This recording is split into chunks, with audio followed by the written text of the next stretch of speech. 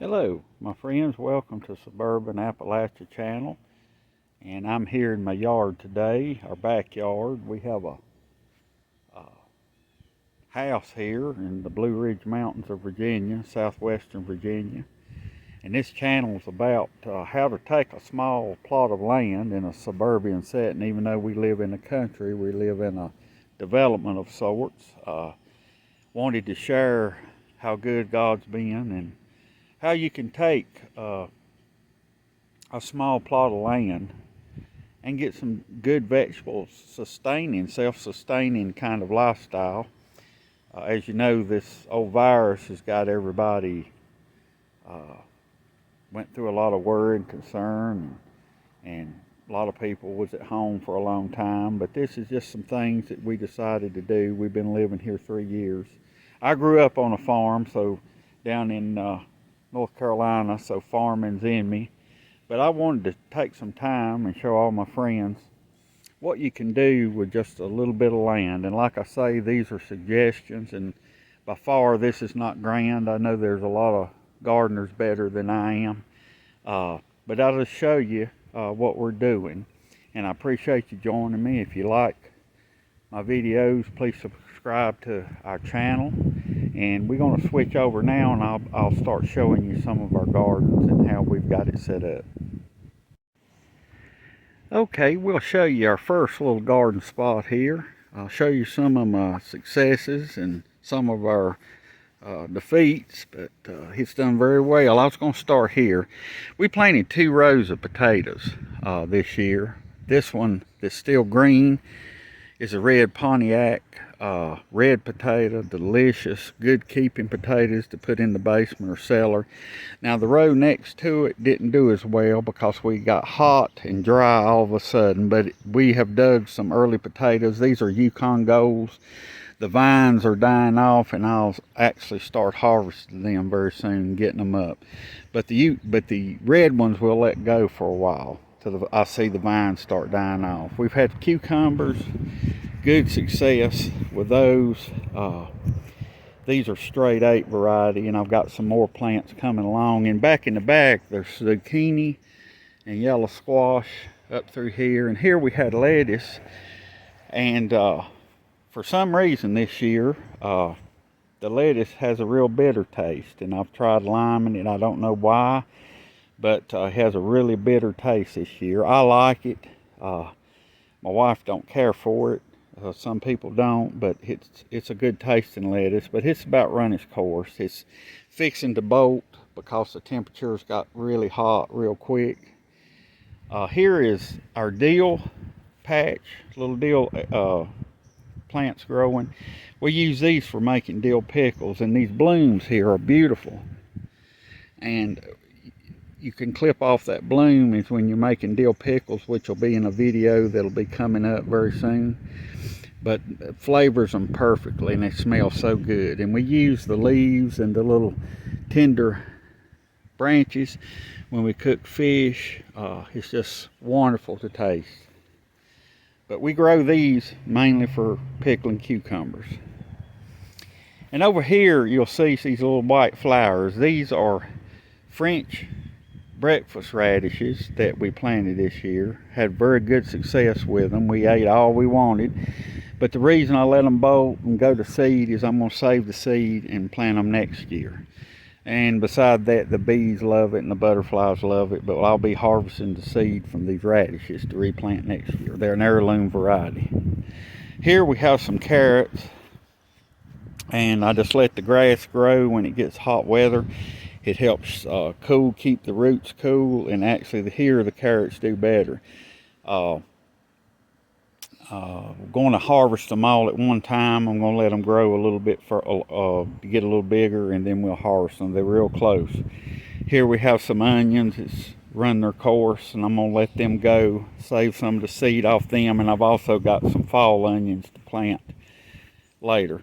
Here you can see our yellow straight neck squash, and there's a few crooked neck squash plants mixed in there. And these 5 clusters of plants have given us plenty to put in the freezer, and plus to make some South Carolina squash pickles. That was one of my dad's favorite. He was from South Carolina and he always loved his squash pickles.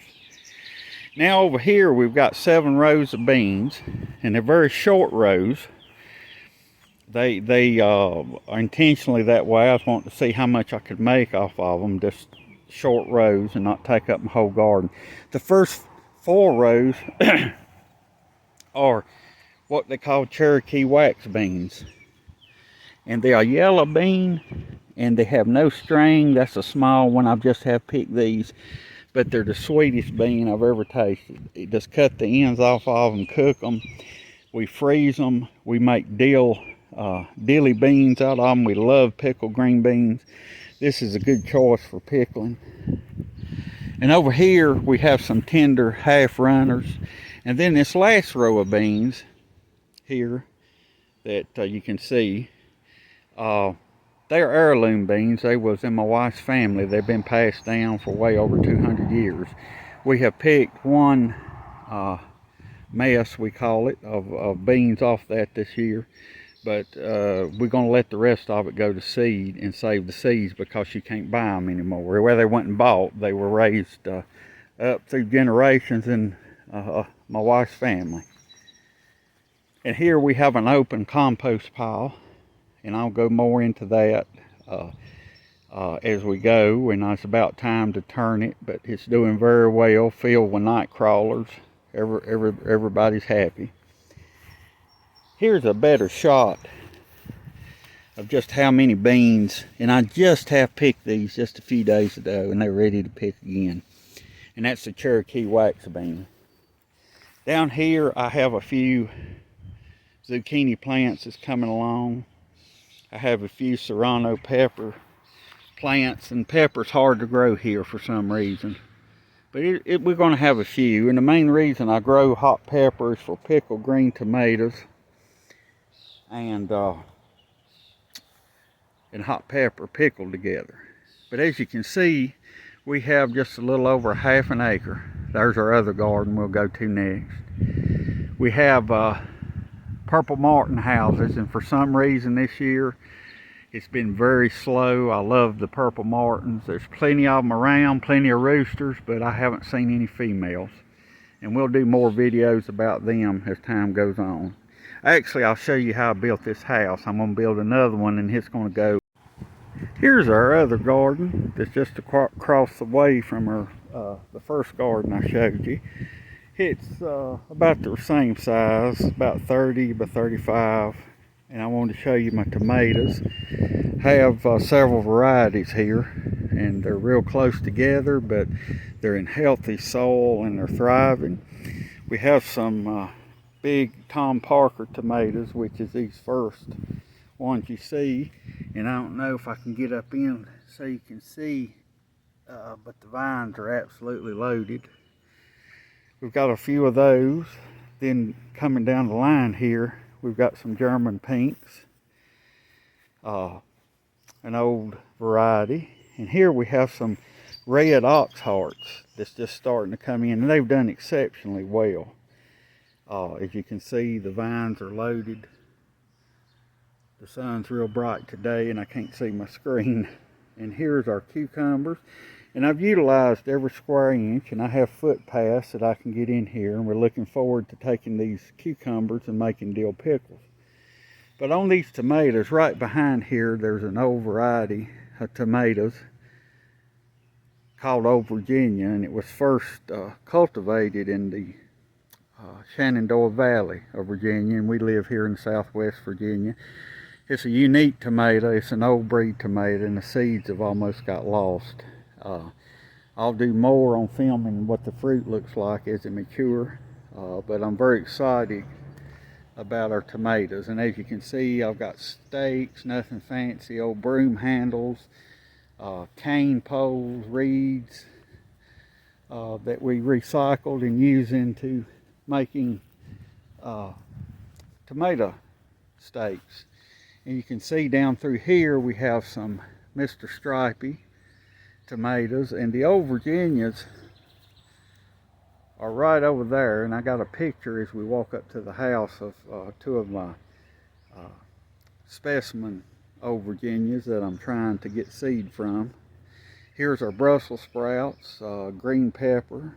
We've got watermelon growing. This watermelon is planted in cow manure under black plastic, and I have a water funnel that I keep them well watered. That's the key to watermelon. And if you try to grow watermelon at high altitude, sometimes the nights are too cool for them, so you need to put them under black plastic, and I have them planted under black plastic. Green peppers are doing well. Brussels sprouts are maturing and coming along. It'll be a while, but we got roughly 20 heads of cabbage. These have been some of the biggest plants that I've had as far as cabbage. Here's a good one. But all these are going to be made into kraut, and a dish we eat here in the Blue Ridge Mountains called mixed pickles, and that's where this corn comes in. This variety of corn that we're growing here, we've got 4 rows, and as you can see, they're starting to tassel, getting some little ears on it, and it's a little bit different this year. Some of the corn is a little irregular, but healthy nonetheless. And this corn we will freeze. Some of it we will make mixed pickles with, in which we'll have a special video on the Appalachia mixed pickles. That's such a treat if you've ever had them. But some of this corn will go into making pickled corn. It's actually, you take corn whole on the cob and put it in glass jars, like half a gallons or gallons, and you let it ferment with salt and water. It is absolutely delicious, and I'll show you more about that as our season progresses. But I wanted to share my gardens with you. Like I say, you can take a small space and grow vegetables for your family, and if I can do it, anybody can do it. And I'm going to share some of my fertilizing pointers and things I've learned, especially with tomatoes, that will help you. And I've found it because I struggled for years with blossom end rot and different things, blight, tomato blight, early and late blight. But I'll show you some pointers that has worked for me, and hope you've enjoyed this. And we'll go up now, and I'll show you my apple tree that came up from a sprout. It's loaded with apples. I'm not sure what kind of apple they are, but I'm well pleased with that. God's blessed us. Looking forward to drying some of these little apples. They'll be a good cooking apple. Right there, they're not real big, but they're maturing and getting bigger. Here's some more. And here's our canning kitchen in our basement. My basement has my workshop and this little kitchen, and it's just ideal for doing this. But here is what I wanted to show you. This is the Old Virginia tomato, and you can see it's a beefsteak, and it's kidney shaped, and they get huge. Some of them will get big as my hand. But they've got a long ways to go, and I'm hoping I can have some seed from them. It's hands down my favorite tomato. Years ago, when me and my dad used to come up here and visit the Primitive Baptist churches, at every communion and foot washing day, they had a dinner. And them old sisters would bring these big old tomato slices and put them on the table. And they were so delicious. So me and my dad and uncle ended up getting some seed from them, and it's the Old Virginia, but it's my favorite tomato of all time, and I hope the Lord will bless me to be successful, that we can have some seeds, and maybe we can share some seeds with you guys, and I appreciate you taking your time to watch. And right behind here, a quick little note, here is some Tiny Tim tomato plants. They only get a few inches tall. I've already taken some and put them in coffee cans to have. They're little cherry tomatoes. They're wonderful, but wanted to share that with you. And over here, last but not least, is a experiment. First time ever growing Chinese cucumbers, and we actually harvested them yesterday. There'll be plenty more to come, and I'm gonna make some what they call 15-minute sweet pickles, and I'll do a video on that a little later. Hope you enjoyed the tour of our garden. Thanks so much for watching.